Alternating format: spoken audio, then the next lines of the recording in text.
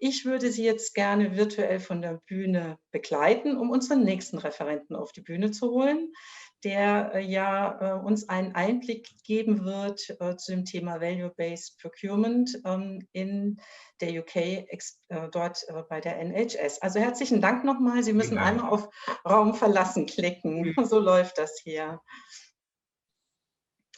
Good morning. Guten Morgen, Brian. Nice to meet you. Good morning to you as well, yeah. Yeah, we never met before, but it's weird. So that's the time. We have online meetings, so great that you will give us an overview regarding value-based procurement. If it's okay for you, I will also give a short introduction in German to our attendees. No, please do. Yeah. Especially to introduce yourself, your role at the NHS. I will do that in German because I think you are really well informed about your role.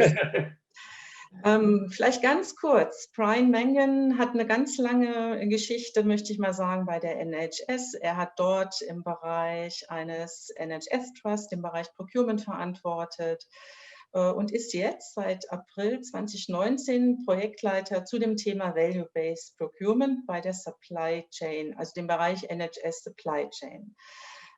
Ich habe mir überlegt, wie übersetzt man Value-Based Procurement, und ich bin nur drauf gekommen mit dem, was ich gefunden habe, wertorientierte Beschaffung, aber es greift sicherlich auch das von Herrn Dehn auf. Insofern ist es super spannend, mal so ein paar Insights von Brian zu erhalten zu dem Thema. So, Brian, the introduction is done. My English will help you hopefully, or will not confuse you too much. But we are really interested because adopting value-based procurement seems to be a long journey. And we are really kind that you were able to make it today. And I would like to say the stage is yours now. Thanks. I will wait until you share the presentation slide deck so that I have also the chance to give you an feedback. Perfect. Maybe you can change it to the presenter mode also. Is that working okay? Now we have this view that we can see already in a smaller slide, the next page. So, okay. Where's the presenter mode on this then? Wait a second. Just bear with me 1 minute. I'm not quite sure where to do that from. Sorry. I've got a slideshow. Is it on the main one? Is it on this one here? Wait a second. Is it on here? Is it? It's one of these, I think. Yes, we already see your second slide. So I think from a attendee perspective, it's okay, but you should be aware that we all see already your next slide. You also. I don't know how to. I try to explain it in English, but if you click the right mouse button, you can deactivate the speaker view or something. View. Okay. Hide presenter view, I think it's the right. How's that? Yeah, perfect. Great. So the stage is yours. My first technological challenge overcome. The next one is to be able to make you understand me. So more than everyone, really do appreciate the opportunity to come and speak to you today about a subject I've been looking at for a number of years. It's value-based procurement. And what I'd like to do over the next 20 minutes or so is really give you an understanding about, why we need value-based procurement and what it is, and then share with you my my journey on value-based procurement and that of the UK as well. Then I'll talk to you briefly about the work that I've been doing for NHS supply chain and the project that I've been leading there. And then for those of you who may be interested in looking at value-based procurement, taking it forward, I've got some ideas that you can consider in order to move it forward. So the first thing is why are we actually looking at it? Why is it important that procurers in particular start looking at value-based procurement? Well, one of my former roles was I used to run a procurement department in a number of hospitals, and this is what I came to know and love as my procurement cycle of doom. And the reason why it's a cycle of doom is because eventually it will grind to a halt. Every year, the finance director gives procurement people an annual savings target. They go off, they produce work plans, they look at frameworks to see where they can get products cheaper. And then what they do is they go out and they challenge the suppliers on the price of the product. And then they record the savings. And this is something that happens on an annual basis. So literally year in, year out, you're going round this cycle, really trying to just drive the price down of the products. And there are a number of problems with this particular way that we operate. The first one is that whether you're operating in a local procurement department or a national one, you use standard levers, standard tools such as aggregation, standardization, and something that all suppliers really love, and that is the electronic reverse auction. So you're trying to create a highly competitive environment in which you can drive price down. And the challenge with this is that it's by just focusing on the price, at some point, the saving well, if you will run dry. And that's really my concern. It's how far can you go at reducing the price of products? The other challenge that we're faced with now is obviously in terms of COVID. It's been a massive challenge for all the health systems across the world. And what procurement needs to do is to consider ways that it can actually support the issues that are being faced going forward. I appreciate that in Germany, I think your health system has dealt with things probably slightly better than the UK's, but what we're faced with in the UK is a massive backlog of elective surgery, and there's a real need for us to drive efficiency and increase the pace of innovation. So for me, the consideration is just by focusing on the price of the product, can procurement really contribute to the things that are the challenges that are ahead? And then the other area that we need to consider is the fact that there's a changing landscape for health systems, whereby traditionally they were quite divided in terms of they had an acute sector, primary sector, and social care. And what we're finding now is that health systems across the world are moving towards integrated care systems. So we need to be mindful that a reduction in cost in one area could actually increase the costs in another. So we need to deliver whole health economy system benefits. And the way that I'm proposing that this could be done is by adopting something called value-based procurement. So value-based procurement is basically one where rather than just focusing on the price of the product, you're looking at reducing the pathway savings, savings right across the pathway, and procurement departments given pathway savings and efficiency targets. And then it's about working very closely with clinicians to identify the opportunities that are in the pathway, what's the level of material change that is required, and then going out to market to see if the capability and capacity is there to actually deliver the changes that we require. So it's very much really adopting the MedTech Europe MEAT principles. It's going out with a tender that would not just be about procuring a product, but really procuring a solution. So it's an output-based specification where it's all about delivering the most economical, advantageous tender. I've been working with MedTech Europe for a number of years and highly supportive of the work that they're doing.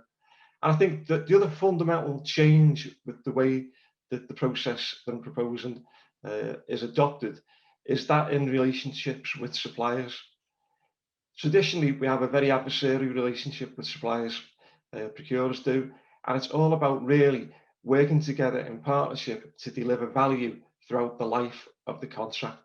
So that, in essence, for me, the key reasons why health systems need to start looking at value-based procurement and gives you an overview of what value-based procurement is.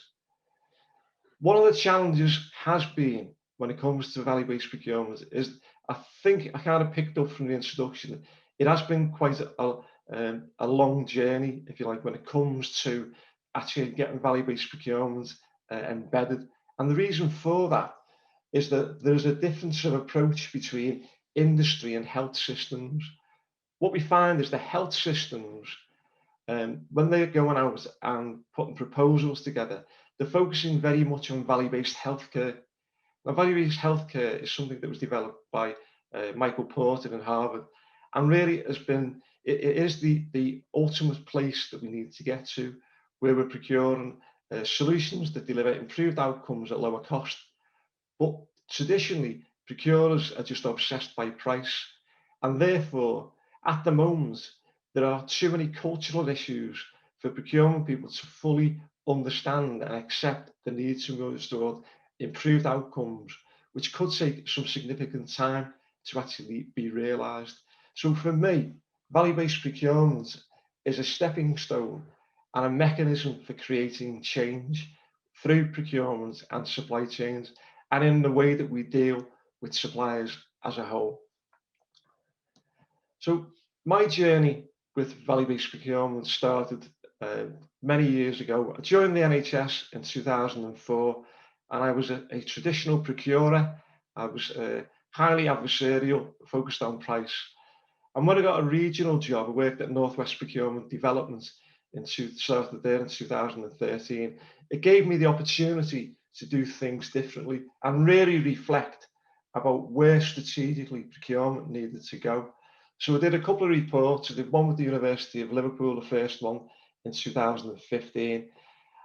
We found that people were in denial of the need to change. Another report a few years later, value-based procurement as a framework for the delivery, was very much about moving people from a space where it was going from theory into practice.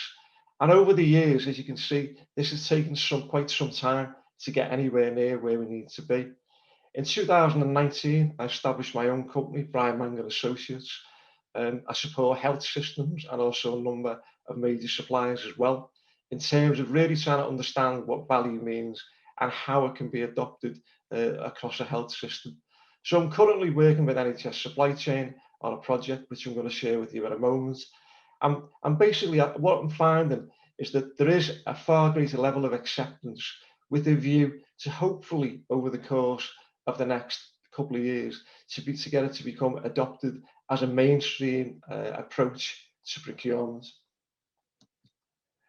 So basically the approach that we've taken with the project NHS Supply Chain is that I was commissioned in 2019 to run a series of small-scale pilots. Originally, I was asked to do between 3 and 4, and that quickly ended up, it was going to be, they wanted us to do between 15 and 20. And it was literally a proof of concept project. It was about saying we have a lot of suppliers coming in that they're proposing value, and what we find is that we want to understand, is there really anything in it for us? Does it actually work? So what I did was the remit for it was the fact that the projects had to deliver a benefit in between 3 to 6 months. They were very small scale. There was no tendering involved. It was the contracts were actually under existing frameworks. So they could be contracted directly. And so really, it was just it was a proof of concept.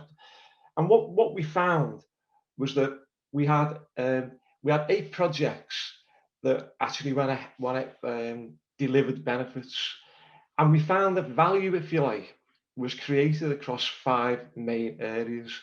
The first was quite basic. It was potentially you pay a little bit more for a product, but you use less of it. And then this was really, again, it's quite a simple approach, but it's one that finance directors in particular can begin to see, and procurement people can say, okay, it's basic stuff, it's whole life costing, you pay a little bit more, but you actually use less and you save money in the long term. A really good area that we found demonstrated value-based procurement in a highly effective way was we had 3 pilots that enabled the technology and the solution enabled a procedure to be done that was typically done as an inpatient procedure, where it took an hour and a half in theatre and people were in bed for 3 days in the hospital, to be moved to a day case. And what we found was the 3 projects that we ran, it meant that it could be done as a day case. It was half an hour in theatres and they went home the same day. So there were really sufficient, considerable benefits there. and help us release capacity in a hospital, which is essential. This thing about releasing capacity is an essential benefit, if you like, of VBP. Other projects that we ran saw a change in patient pathway, where people had antibiotics at home rather than occupying a bed for 10 days. There was a project around capital equipment, which allowed, it was transnasal endoscopy, so it could be done in a less complex setting, far better for the patients. And again, there was a return on investment in terms of the capital equipment that was bought and the efficiency gains that were generated. And in the final area, we had a couple of projects that helped reduce infection. And it was directly related to the introduction of the project and the reduction in infection rate. So for me, I can now stand up in front of an audience and say, we have identified that value-based procurement can work. You go out, you talk to suppliers in a different way, you look at the solutions that you've got, and these are the benefits that can be delivered. There were a number of learnings that came from the project. The first one is that finance and procurement are really beginning to get engaged there. Because I think the slide that I put up before is they are beginning to see the fact that there is a need to change. But what's required of it is there needs to be this tangible and measurable benefit that is actually delivered. And I think that's really an important point. Whatever we do, there has to be something that they can touch and feel and recognise that there's benefits actually being delivered because of it. There is a real need for a common understanding of value between buyers and suppliers. And that is a critical point. I think NHS and healthcare systems need to articulate very, very clearly what value means to them. And that then allows suppliers to be able to go away and develop solutions to achieve that. If procurement people or health systems don't tell the market what's needed, how can they possibly develop these solutions that deliver the tangible and measurable benefits?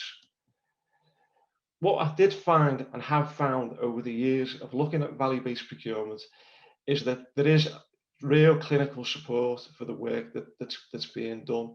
They can see that procurement is not just about saving the price of the product, it's there to support them, to support patients, to improve patients' outcomes, and they are highly receptive to the work that's going on, and they are critical to actually the delivery of value-based procurement across any health system.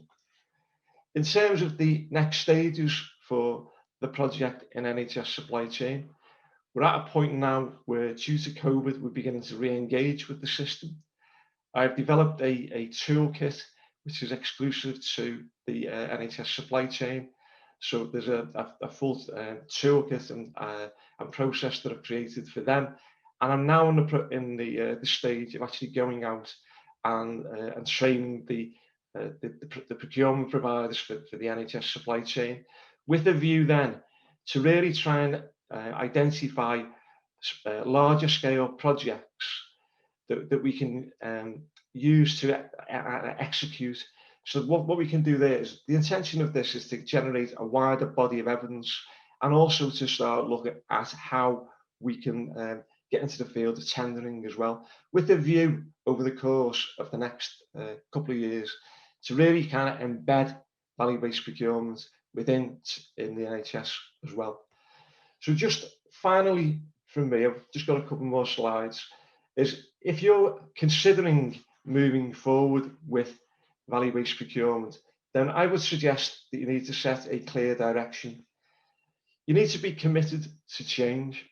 There's no point if you as a procurer are really just focused on short-term savings, or as industry just focused on short-term sales, then there's no point in doing it. You've got to be prepared to have a real view that you want to change and be committed to a long-term relationship together. The other one is, I mentioned just then, it's about engaging with clinicians at the start. It's about linear, it's about mapping the pathway to see what needs to be delivered, what needs to be changed, and deliver real material benefits to the health system, and for suppliers to consider whether they can actually do it or not. E is for evidence. It's about determining the level of data that's required. And for me, it's something I would suggest that it needs to be kept simple. The more complex that it's made, the more difficult it is to actually realise the benefits, which is going to be critical if you're going to move into things like risk-sharing agreements. There's got to be complete transparency, and it's got to be accepted on both sides. And my proposal, my suggestion to you, is that you just focus on a number of key areas. Assurance, again, is critical. What we found was that health systems are they're interested in it, but they want to know the benefits will be delivered. So health systems need to determine what they need, and suppliers need to determine what they're prepared to give.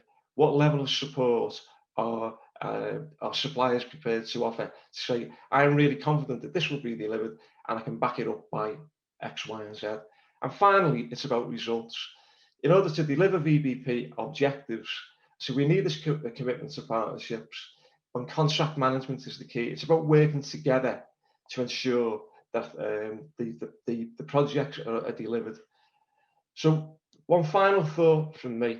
The great man once said, it's not the strongest or the most intelligent that will survive. It's the ones who are most responsive to change. And I think that's really very, very true of the current situation. We've got massive challenges, unprecedented challenges within healthcare. I think procurement, I think industry have got a massive role to play. It's just how we actually adapt to the new landscape. And I really do believe that value-based procurement is the way forward. If you're interested in knowing more about the work that I've been doing, please do contact me at the details on there. And I very much appreciate your time. And I hope I've managed to communicate this in a way that you've been able to understand. So thank you very much. Thank you, Brian, for that excellent overview that you were, as we asked you for a speaker slot, that you said, sure, I will share also the UK best practice with German hospitals. And we have one question from the attendees, so we have still some time. Let's have a look. Do you think that value-based procurement runs the risk of inpatients being discharged too early? Anna Stadler is asking.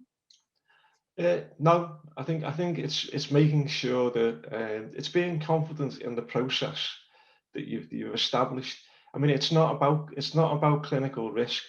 It's ensuring that that everybody is confident in what's actually going to be delivered. There is a need for us to release capacity in a hospital, and providing that there's the right support systems in the community to deal with it, then I don't see it being an issue.